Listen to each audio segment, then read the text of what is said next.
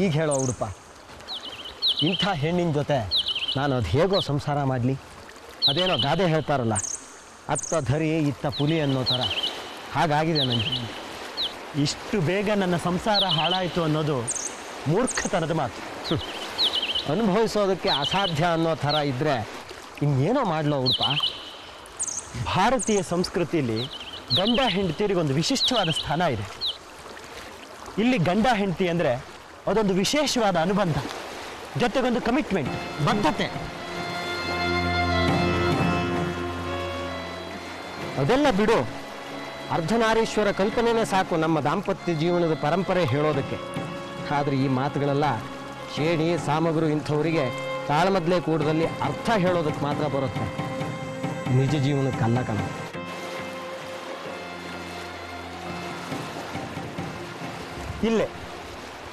ಇಲ್ಲೇ ನಾವು ತಪ್ಪು ಮಾಡ್ತಾ ಇರೋದು ದಿನೇಶ. ನಮ್ಮ ಪುರಾಣ ಪರಂಪರೆಗಳನ್ನ ನಮ್ಮ ಜೀವನಕ್ಕೆ ಅಳವಡಿಸ್ಕೊಳ್ಳೋದಕ್ಕೆ ಆಗೋದೇ ಇಲ್ಲ ಅಂತ ನಿರ್ಧಾರ ಮಾಡಿಬಿಡ್ತೀವಿ. ರಾಮ ಸೇತುವೆ ಕಟ್ಟಿದ್ದಾನೆ ಅನ್ನೋದನ್ನ ನಂಬೋದಕ್ಕೆ ಅವನೇನು ಸಿವಿಲ್ ಇಂಜಿನಿಯರ್ ಅಂತ ನಾವು ಪ್ರಶ್ನೆ ಮಾಡ್ತೀವಿ. ಆದ್ರೆ ಅವನ ಏಕಪತ್ನಿ ವ್ರತತನದ ಬಗ್ಗೆ ನಾವು ಮೌನವಾಗಿಬಿಡ್ತೀವಿ, ಮಾತೇ ಇಲ್ಲ. ಅಲ್ಲ ಕಣೋ ಉಡುಪ, ನಮ್ಮ ಸಂಸಾರದ ಕಥೆ ಹೇಳೋ. ನಮ್ಮನೆಗಿಂತ ಬೇರೆ ರಾಮಾಯಣ ಬೇಕೇನೋ? ನಿನ್ನ ವಿಚಾರನೇ ಮಾತಾಡ್ತೀನಿ ಇರು. ಹೆಂಡತಿ ಸರಿ ಇಲ್ಲ ಅಂದ್ರೆ ಇನ್ನೊಂದು ಹುಡುಗಿ ನೋಡೋದು ಫಾರಿನ್ ಸಂಸ್ಕೃತಿ.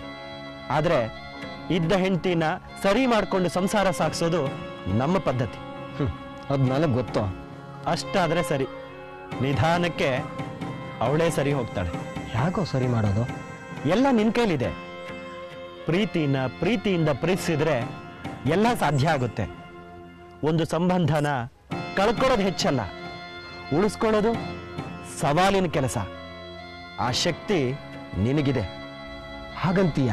ದಿನೇಶ, ಸಂಸಾರ ಅನ್ನೋದು ಒಂದು ಸೂಕ್ಷ್ಮವಾದ ಸಂಗತಿ. ಅದರಲ್ಲಿ ಏನೇ ರಿಪೇರಿ ಬಂದರೂ ನಾವೇ ಸರಿ ಮಾಡ್ಕೋಬೇಕು. ಸಮಾಜ ಅನ್ನೋ ವರ್ಕ್ಶಾಪಿಗೆ ಹೋದ್ರೆ ಸರ್ವನಾಶ. ಈಗಾಗಲೇ ಐತಾಳ ನಿನ್ನ ಸಂಸಾರದ ಬಗ್ಗೆ ಎಲ್ಲಾ ಕಡೆ ಏನೇನೋ ಹೇಳ್ಕೊಂಡು ತಿರುಗ್ತಾ ಇದ್ದಾನೆ.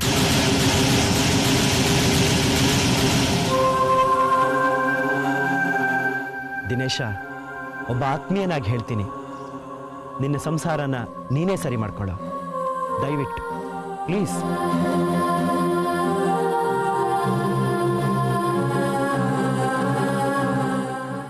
ಬೇರೆ ಯಾವುದೋ ಭಾವಗಳನ್ನು ಹಾಡೋದಕ್ಕೂ ಪ್ರೇಮ ಗೀತೆಗಳನ್ನ ಹಾಡೋದಕ್ಕೂ ಬಹಳ ವ್ಯತ್ಯಾಸ ಇದೆ.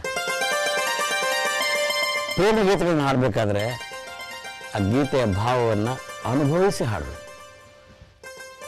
ಅಂತ ಒಂದು ಹಾಡಿದೆ.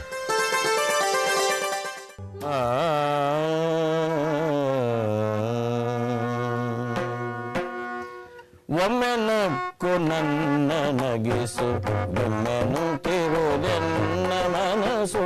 ಒಮ್ಮೆ ನಕ್ಕು ನನ್ನ ನಗಿಸು, ಒಮ್ಮೆ ನುತ್ತಿರುವುದೆನ್ನ ಮನಸ್ಸು. ಮುನ್ನಿಲ್ಲವ ಚಿನ್ನಗನಸು ನಿನ್ನ ತಾಳೆ ಕೈ ಊಡಿತು. ಮುನ್ನಿಲ್ಲದ ಚಿನ್ನಗನಸು ನಿನ್ನ ತಾಳೆ ಕೈ ಊಡಿತು. ಒಮ್ಮೆ ನಕ್ಕು ನನ್ನ ನಗಿಸು, ಬಿಮ್ಮೆನು ತಿಗುದೆನ್ನ ಮನಸ್ಸು.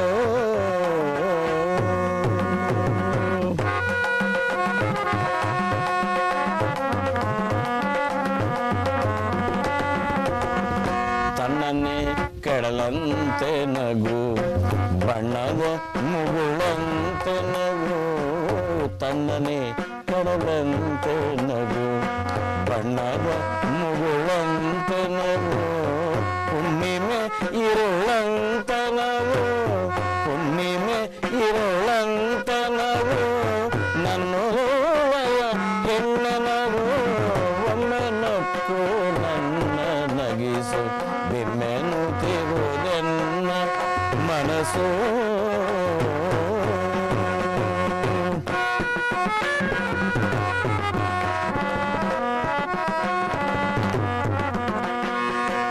ಕೆನ್ನೆ ಕೆನ್ನೆ ಒಂದು ಮಾಡಿ ನಗುವ ನನ್ನ ನಿನ್ನ ನೋಡಿ. ಕೆನ್ನೆ ಕೆನ್ನೆ ಒಂದು ಮಾಡಿ ನಗುವ ನನ್ನ ನಿನ್ನ ನೋಡಿ. ಕನ್ನಡಿಯಲಿ ಒಂದು ಜೋಡಿ ಕನ್ನಡಿಯಲಿ ಒಂದು ಜೋಡಿ ನಕ್ಕು ಬಿಡಲಿ ಒಮ್ಮೆ ನಗು ಕನ್ನಡಿಯಲಿ ಒಂದು ಜೋಡಿ ನಕ್ಕು ಬಿಡಲಿ ಒಮ್ಮೆ ನಗು ನಕ್ಕು ಬಿಡು ಚಿಕ್ಕ ಮುತ್ತು ಸುರಿದು ಹೋಗಲಿ ಪಕ್ಕನಲ್ಲೇ ನಕ್ಕು ಬಿಡು ಚಿಂತೆ ತೊಲಗಲಿ ಒಮ್ಮೆ ನಕ್ಕು ನನ್ನ ನಗಿಸು ಬೆಮ್ಮೆನು ತಿರುವುದೆನ್ನ ಮನಸ್ಸು ಮುನ್ನಿಲ್ಲದ ಚಿನ್ನಗನಸು ನಿನ್ನೆ ತಾನೆ ಕೈ ಊಡಿತು ಒಮ್ಮೆ ನಕ್ಕು ನನ್ನ ನಗಿಸು ಬೆಮ್ಮೆನು ತಿರುವುದೆನ್ನ ಮನಸ್ಸು. ಗುರುಗಳೇ, ಪ್ರೇಮ ಕವಿತೆಗಳಲ್ಲಿ ಕನ್ನಡದಲ್ಲಿ ಅಗ್ರಸ್ಥಾನ ಇರೋದು KS ನರಸಿಂಹಸ್ವಾಮಿ ಅವ್ರಿಗೆ ಅಲ್ವಾ? ಸರಿಯಾಗಿ ಹೇಳಿದೆ. ಸಂಸ್ಕೃತಕ್ಕೆ ಒಬ್ಬನೇ ಕಾಳಿದಾಸ, ಕನ್ನಡಕ್ಕೆ ಒಬ್ಬರೇ KS. ನೀವು ಹಾಡಿದ ಹಾಡು ತುಂಬಾ ಚೆನ್ನಾಗಿತ್ತು. ನೋಡು, ಪ್ರೇಮ ಅನ್ನೋದೊಂದು ವಿಚಿತ್ರ ಭಾವನೆ. ಅದನ್ನ ಪಂಚಮ ವೇದ ಎಂದೇ ಕರೀತಾರೆ. ನೋಡು, ಪ್ರೇಮ ಅನ್ನೋದು ಅದ್ಭುತ, ರಮ್ಯ. ಇದು ಬೇಕೆಂದಾಗ ಬರಲ್ಲ, ಬಯಸಿದಾಗ ಸಿಗಲ್ಲ. ಹಾಗಾಗಿ ನಾವು ಯಾರನ್ನ ಬಯಸೋದಕ್ಕಿಂತ ನಮ್ಮನ್ನ ಪ್ರೀತಿಸೋರನ್ನ ನಾವು ಬಯಸಬೇಕು. ಕಾಳಜಿ ಇರೋ ಪ್ರೀತಿ ಅಂದ್ರೆ ಕಾಳು. ದೇಹದ ಆಕರ್ಷಣೆ ಮಾತ್ರ ಇದ್ರೆ ಜೊಳ್ಳು. ನಿಜವಾಗ್ ಮಾತಾಡಿದ್ರಿ ರಾಘಣ್ಣ.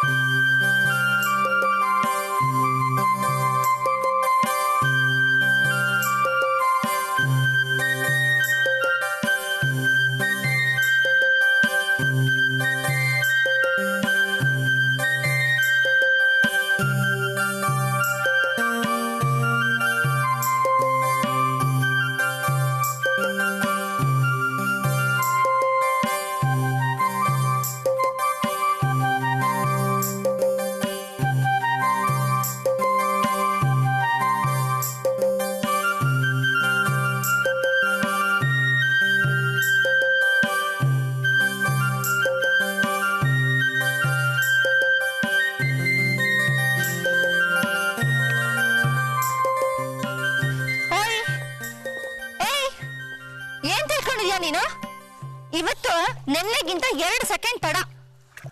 ನೀನ ಕಾಯ್ಕೊಂಡು ಕೂತ್ಕೊಳ್ಳೋದಿಕ್ಕೆ ಆಗಲ್ಲಯ್ಯ. ಕಾಯಿಸೋ ಹುಡುಗರನ್ನ ಯಾರು ನಂಬಾರ್ದು. ಹಾಗೆ ಕೋಪಿಸ್ಕೊಳ್ಳೋ ಹುಡುಗಿಯರನ್ನ ನಂಬಾರ್ದು ಅಂತಾನೂ ಇದೆ. ಹೌದು, ಒಬ್ಳೆ ನಿಂತ್ಕೋಬಾರ್ದು, ಅಪಾಯ ಅಂತ ಹೇಳ್ತೀರಾ. ಬರೋದ್ ಮಾತ್ರ ತಡ. ಏನ್ ಮಾಡಕ್ಕಾಗುತ್ತೆ? ನೀವೇ ತಾನೆ ರಾಘಣ್ಣನ ಕ್ಲಾಸಿಗೆ ಸೇರ್ಸಿರೋದು. ಓ ಹೌದಲ್ವಾ, ಮರ್ತೇ ಬಿಟ್ಟಿದ್ದೆ. ಹೌದು, ನನಗೆ ಮತ್ತೇನಿದೆ, ನಿನ್ ವಿದ್ಯೆ ಬಿಟ್ರೆ ನನಗೆ ನಿನ್ ವಿದ್ಯೆನೇ ಮುಖ್ಯ. ಆದ್ರೆ ಏನಾದ್ರೆ ಊರಲ್ಲಿ ನಡೀತಿರೋ ವಿದ್ಯಮಾನಗಳು ನನ್ನನ್ನ ಒಂದೊಂದ್ಸಲ ಈ ರೀತಿ ಮಾತಾಡ್ಸುತ್ತೆ. ಆ ಕಂಬಳಿ ಕುಪ್ಪೆ ರಹಸ್ಯನೇ ಒಂಥರ ವಿಚಿತ್ರವಾಗಿದೆ ಕಣೋ. ಅದನ್ನ ನೀನ್ ನನಗ್ ಬಿಡು. ನೀನು ನನ್ ಬಗ್ಗೆ ಯಾಕೆ ಇಷ್ಟೊಂದು ಕಾಳಜಿ ವಹಿಸ್ತೀಯಾ? ನೀನ್ ಯಾಕೆ ನನ್ನ ಬಗ್ಗೆ ಅಷ್ಟೊಂದು ಅಕ್ರೆ ತೋರಿಸ್ತೀಯಾ? ಯಾಕೆ ಅಂದ್ರೆ ನನ್ನ ಮೇಲೆ ನಿಂಗೆ ಪ್ರೀತಿ ಅಲ್ವಾ? ಹೌದು, ಅದನ್ನ ಹೊಸದಾಗಿ ಬೇರೆ ಹೇಳ್ಬೇಕಾ? ನಾನೇನೇ ಹೇಳಕ್ ಬಂದ್ರು ಪ್ರತಿ ಸಲ ನೀನೇ ಏನಾದ್ರೂ ಒಂದು ಹೇಳಿ ಮಾತನ್ನ ತೇಲಿಸ್ಬಿಡ್ತೀಯ. ಇಷ್ಟು ದಿನ ನಮ್ಮ ನಡುವೆ ಏನೇನು ನಡೀತಾ ಇತ್ತು, ಅದ್ರ ಹಿಂದೆ ಏನಿದೆ ಅಂತ ನನಗೆ ಯಾವತ್ತೋ ಗೊತ್ತಿತ್ತು. ಆದ್ರೆ ಕಾಲ ಕೂಡ್ ಬರ್ಲಿ ಅಂತ ಕಾಯ್ತಾ ಇದ್ದೆ. ಅಂದ್ರೆ? ಹೌದು ಕಾವ್ಯ, ನೀನು ದೊಡ್ಡ ಗಂಡಾಂತರದಲ್ಲಿದ್ದೆ. ಊರಿನ ಜೇಡ್ರ ಬಲೆಯಲ್ಲಿ ಸಿಕ್ಕಾಕೊಂಡಿದ್ದೆ. ಈಗ ನಿನಗೆ ಮಾರಲ್ ಸಪೋರ್ಟ್ ಮಾಡೋದ್ರಲ್ಲಿ ಒಂದು ಅರ್ಥ ಇದೆ. ಅದು ಹಾಗೆ ನಾನು ನಿನ್ನನ್ನು ಪ್ರೀತಿಸ್ತಾ ಇದ್ದೀನಿ. ಏನಂದೆ? ಇನ್ನೊಂದ್ಸಲ ಹೇಳು. ನಾನು ನಿನ್ನನ್ನು ಪ್ರೀತಿಸ್ತಾ ಇದ್ದೀನಿ. ಇನ್ನೊಂದೇ ಒಂದ್ಸಲ ಹೇಳೋ ಪ್ಲೀಸ್. ಓಕೆ,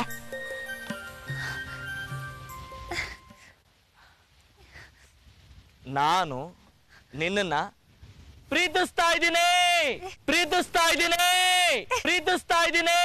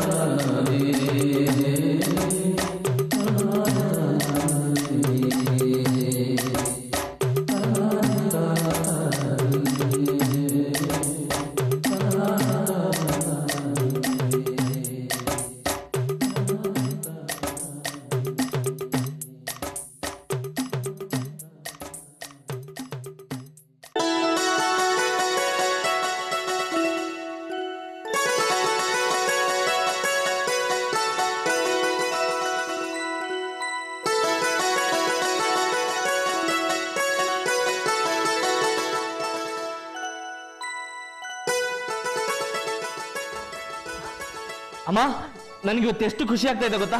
ಪ್ರಪಂಚದಲ್ಲಿ ನನ್ನಷ್ಟು ಖುಷಿಯಾಗಿರೋ ವ್ಯಕ್ತಿ ಬೇರೆ ಇಲ್ಲ ಅನ್ಸುತ್ತೆ. ಈ ಖುಷಿನ ನಿನ್ ಜೊತೆ ಸಿಹಿ ತಿಂತ ಹಂಚ್ಕೋತೀನಿ. ಒಂದೇ ನಿಮಿಷ ಇರು, ಸಕ್ಕರೆ ತರ್ತೀನಿ. ಏನಿದು? ಊರಲ್ಲೆಲ್ಲ ಏನೇನೋ ಮಾತಾಡ್ತಿದ್ದಾರೆ. ಇವನ್ ನೋಡಿದ್ರೆ ಖುಷಿಯಾಗಿದ್ದೀನಿ ಅಂತಾನೆ. ಈಗಿನ ಕಾಲದ ಹುಡುಗರ ಮನೋಭಾವನೆ ಅರ್ಥ ಮಾಡ್ಕೊಳಕ್ಕಾಗ್ತಿಲ್ಲ.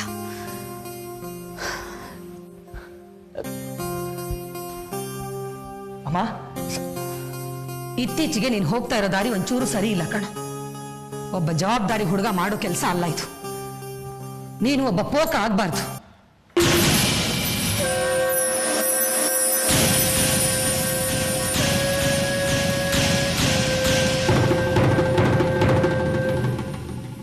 ಅಮ್ಮ, ನೀನ್ ಏನ್ ಹೇಳ್ತಾ ಇದೀಯಾ? ಅಲ್ಲ, ನಾನು ಯಾವ ಕೆಟ್ಟ ದಾರಿಲಿ ಹೋಗ್ತಾ ಇದ್ದೀನಿ? ಅವತ್ ರಾತ್ರಿ ಸದಾಶಿವಯ್ಯ ಅವ್ರ ಮನೇಲಿ ಉಳ್ಕೊಂಡಿರೋ ವಿಚಾರ ನನಗ್ಯಾಕೆ ನೀನು ತಿಳಿಸ್ಲಿಲ್ಲ? ನೀನು ಅವತ್ ರಾತ್ರಿ ಬರ್ಲಿಲ್ಲ ಅಂತ ನಾನು ಎಷ್ಟು ಗಾಬರಿ ಆಗಿದ್ದೆ ಗೊತ್ತಾ? ನನಗಿಂತ ನಿನಗೆ ಆ ಕಾವ್ಯನೇ ಹೆಚ್ಚಾಗಿ ಹೋಗ್ಬಿಟ್ಲು.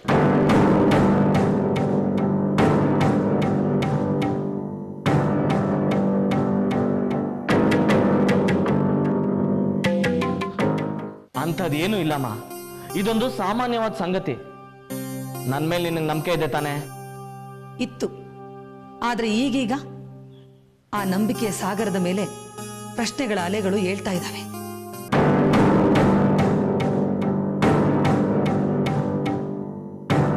ಅಮ್ಮ, ನೀನ ಈ ಮಾತು ಹೇಳ್ತಾ ಇರೋದು?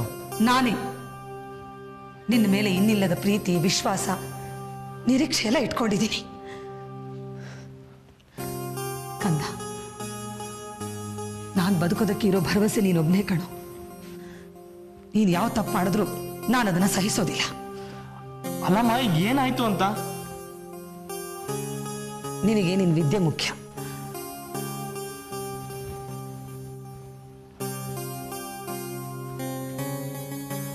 ನಿನಗೂ ಕಾವ್ಯಂಗೂ ಇರೋ ಸಂಬಂಧ ಯಾವುದು?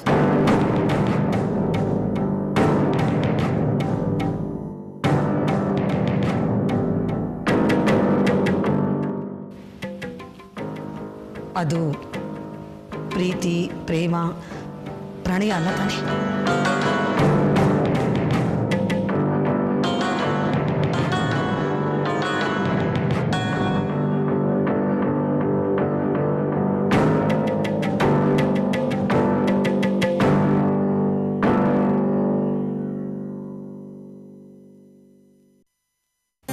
ಮನುಷ್ಯ ಕೆಡೋಕೆ ಒಂದು ಕ್ಷಣ ಸಾಕು. ಆದ್ರೆ ಅವನು ಒಳ್ಳೆಯವನಾಗೋದಕ್ಕೆ ಇಡೀ ಜನ್ಮನೇ ಬೇಕಾಗತ್ತೆ.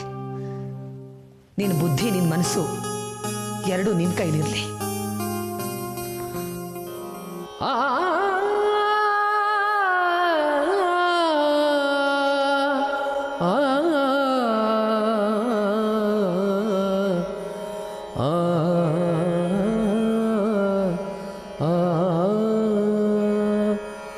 ನಾನು ಇಲ್ಲಿ ನೀಯದಲ್ಲಿ ನಡುವೆ ಕುದಿವ ಸಾಗರ. ನಾನು ಇಲ್ಲಿ ನೀ ಅದೆಲ್ಲಿ, ನಡುವೆ ಕುದಿವ ಸಾಗರ. ನಮ್ಮ ಬಾಳ ಸೀಳಿಯಸೆದ ಲೋಕ ಏನು ಭೀಕರ, ಲೋಕ ಏನು ಭೀಕರ. ಆ